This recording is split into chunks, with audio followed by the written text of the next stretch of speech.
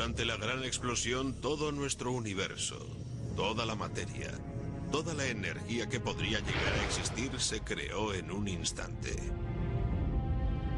Un destello de luz llenó el cosmos.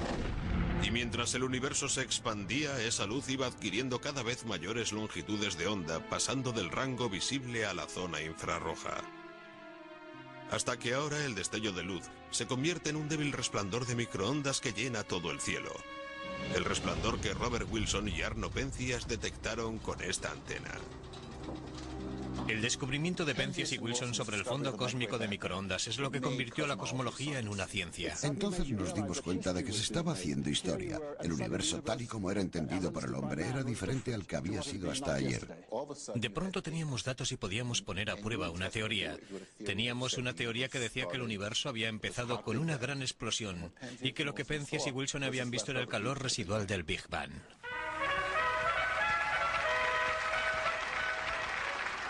Su descubrimiento casual fue tan importante que Penzias y Wilson ganaron el premio Nobel.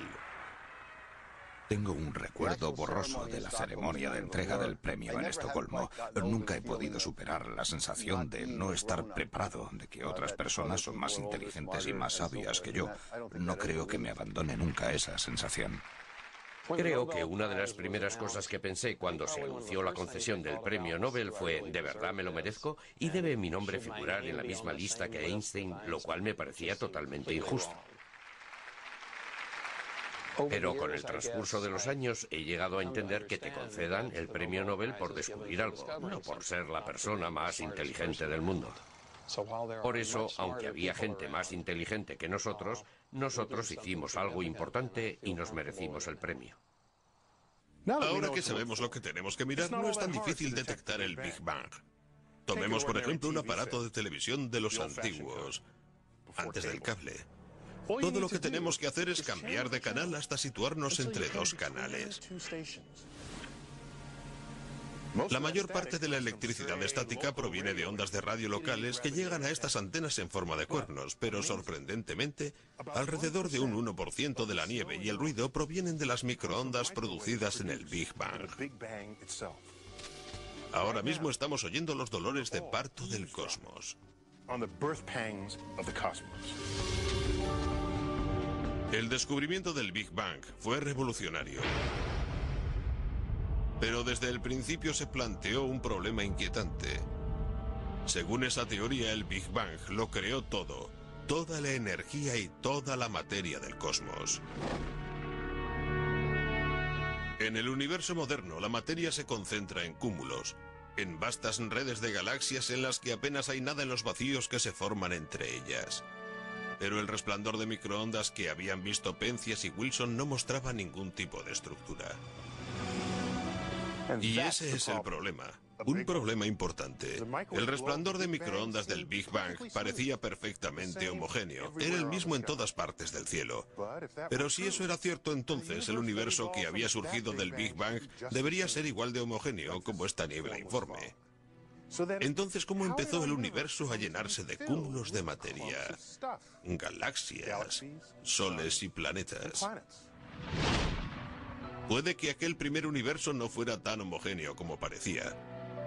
Puede que contuviera algunas pequeñas semillas, pequeños puntos densos que la gravedad iría modelando hasta formar las estructuras cósmicas que vemos hoy.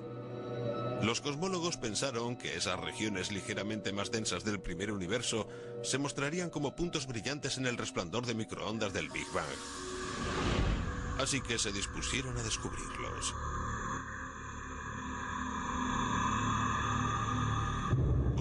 Buscaron y buscaron durante 30 años y no encontraron nada. Cuanto más nos esforzábamos en buscar, más misterioso nos parecía el universo, porque todo lo que veíamos era una hoja de papel en blanco en la que no había nada escrito.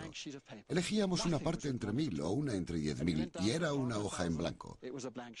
Al llegar a aquel punto, mis colegas del Instituto de Tecnología de California empezaron a decirme que yo estaba demostrando que no estábamos aquí.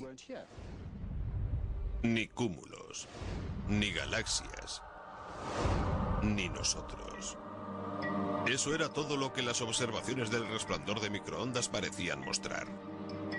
O no entendíamos el Big Bang o sus secretos permanecían ocultos en el resplandor de microondas del universo recién nacido.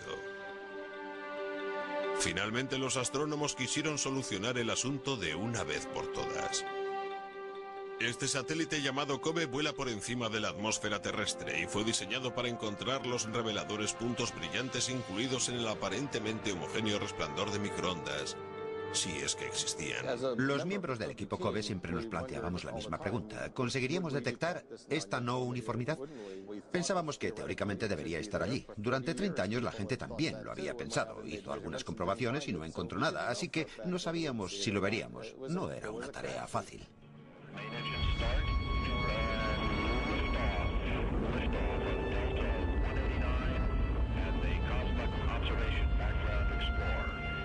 La NASA lanzó el COBE en 1989.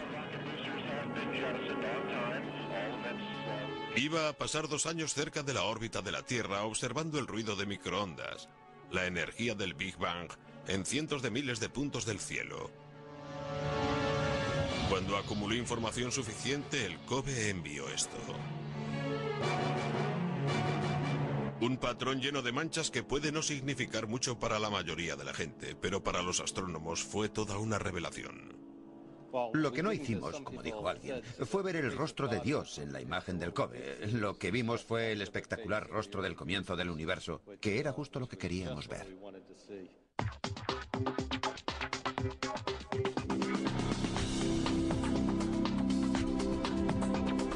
Esto era precisamente lo que estaban esperando. El color azul revela los lugares donde había un poco más de materia al comienzo del universo. A partir de estas concentraciones de materia, la gravedad formó las galaxias y las estrellas, los soles y los planetas, y finalmente, nuestro hogar. De forma brillante, el satélite COBE confirmó que el universo, tal y como lo conocemos, evolucionó a partir del cataclismo del Big Bang. Pero al mismo tiempo dejaba sin contar una gran parte de la historia. El COBE tenía una limitación. La imagen enviada era borrosa.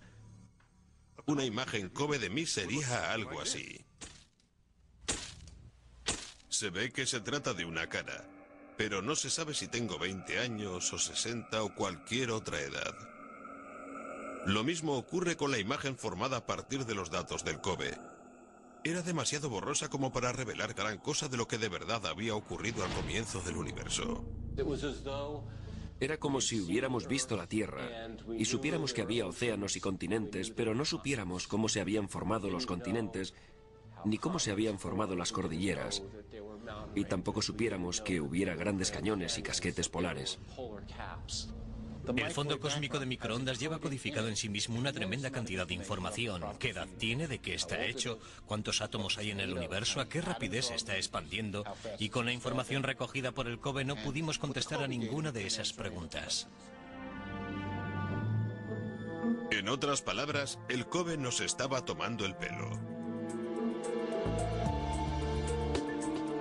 Su imagen borrosa ocultaba las pistas necesarias para resolver misterios fundamentales, desde la edad del universo a los acontecimientos que se desencadenaron en los primeros momentos posteriores al Big Bang. Para descubrir esas pistas necesitábamos una imagen mucho más precisa del resplandor de microondas del Big Bang.